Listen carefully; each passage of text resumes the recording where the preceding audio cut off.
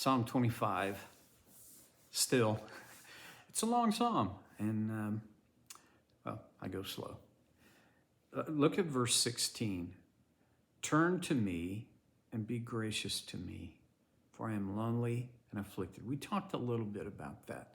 I want to read to you what is considered the priestly blessing out of the book of, Numbers. And this is, it connects to what David wrote. The Lord bless you and keep you.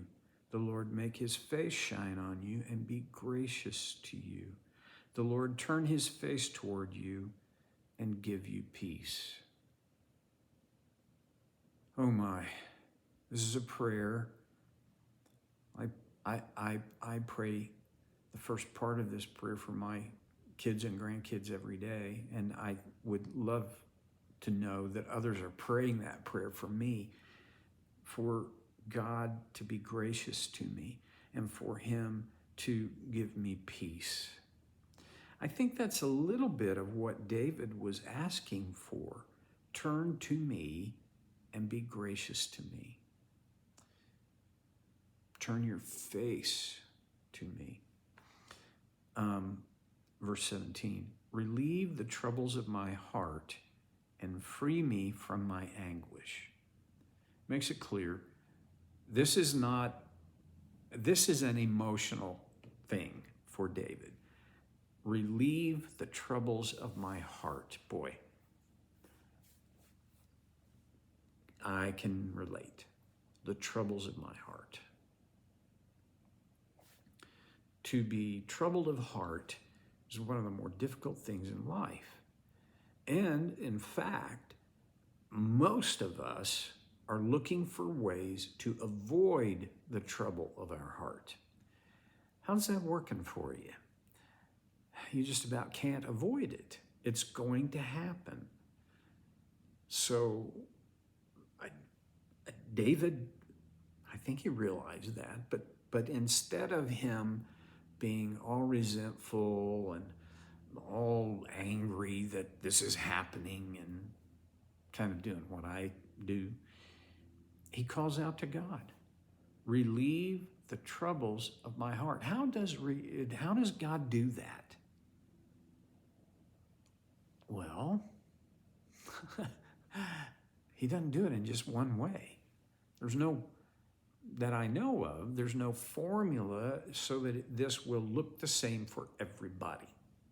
It does hang on one thing for everybody who desires to have the troubles of their heart relieved. It comes down to trust. Do I trust that God would turn his face to me and be gracious to me? And one of the ways to give me peace is to relieve the trouble of my heart. Do I believe that he is that present and that he wants to do this for me? Or, back it up, that he can and that he will. That's hard. That is really hard. When I think about me saying, I believe God will, I've had a lot of times in my life where I thought God would, and he didn't. So, well, now we get to deal with, on our side of things, when my heart is troubled, what do I do? All right, think for a minute.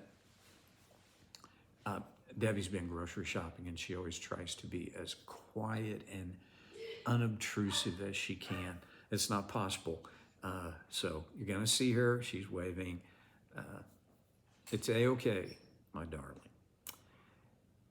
Anyway, now what was I? Oh, yeah. What do you most often do when your heart is troubled?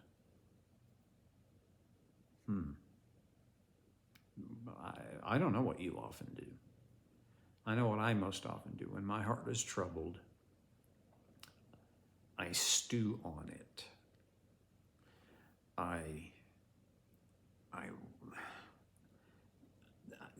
What's the word I want to use? Excuse me, I pet it and I stew.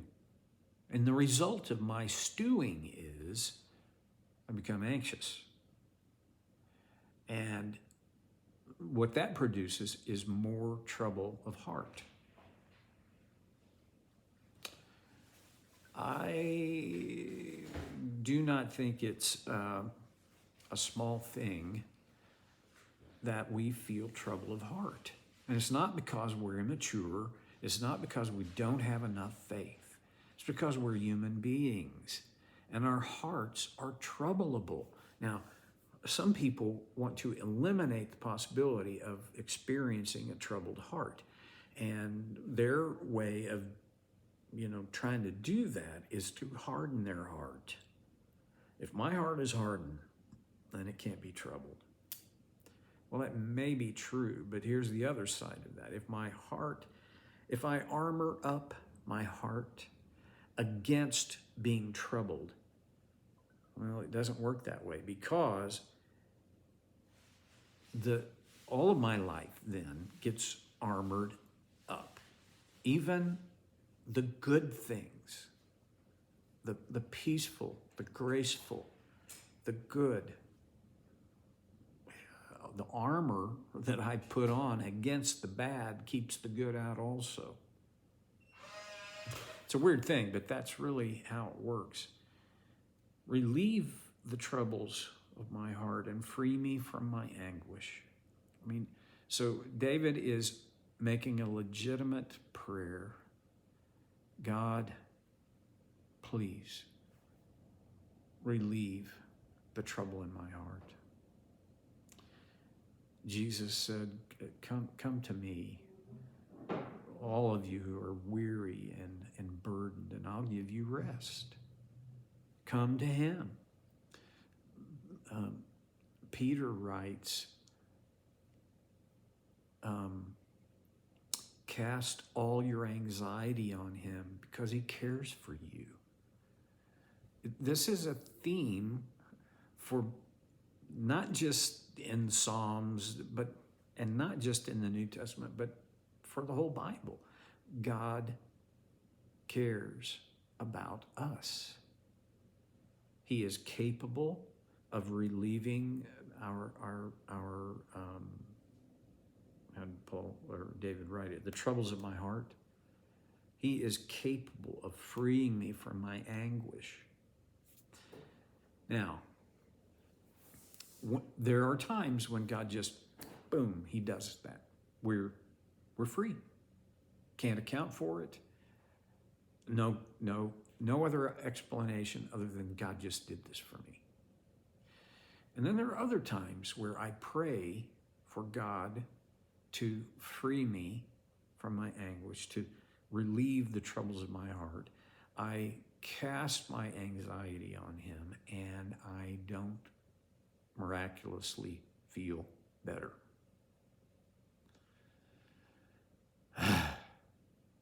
Well, I think even David would say, the answer to this prayer requires a partnership between God's grace and me, because only God's grace can relieve the troubles of my heart.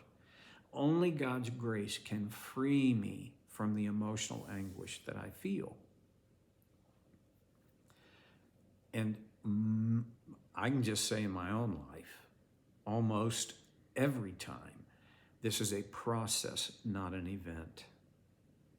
And there's an aspect of this that, going back to what Peter wrote in 1 Peter 5, cast all your anxiety on him because he cares for you. Wow, just repeating that verse feels calming and peaceful. So there's a couple of things I want. And if you were with me when I, walked us through 2 Peter or 1 Peter, you got my download on this, but it's worth going back to. First of all, cast. Well, what is a cast? If you're a fisherman, you know what a cast is. It's a throw. Throw my anxieties? Okay. One of the deals about anxiety is that they don't very often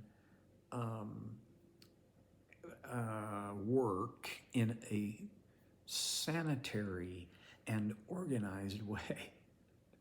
Boy, my anxiety is, it's like a Super Bowl in a shoebox. Well, cast. Don't worry about if they're organized well or if you've got your hands around them fully. Here's the thing. Cast your anxiety. Now, there is this. I can't cast what I haven't identified. Well, duh. No, not duh. This is important. What is troubling my heart? What is my anguish? Now, don't take a bath in it. Don't soak in it. Identify it. Just identify it. And for me, I do this best in writing, which is one of the reasons I journal every morning. Identify the anxiety. What am I anxious about? Well, and sometimes I'm anxious about a bunch of different things at the same time. Okay, let's identify them separately so that they can be cast. Cast all my anxiety. That's a good thing. In a way, well, this is a promise. He cares for you, and he desires for me to cast my anxiety, all my anxiety. Some of my anxieties are little small things. I don't want to trouble God with that. Gosh, you know what? God, it is impossible, number one, for God to be troubled, right? You bear in mind, he's eternal, omnipotent, omniscient, omnipresent. I mean, all the omnis, he's got them. And if he is, because he is eternal, he's not bound by time. And he cares for you and me on such a level that all that little stuff, he wants to hear about that too. It's like, well, sometimes we think, okay, I'm going to hold that. I'm going to reserve that. I mean, that's like my panic button for the real big stuff. But the normal, this little stuff, I should take that. I should handle that. Well, you can if you want to, but you don't have to. Cast all your anxiety on him because he cares for you.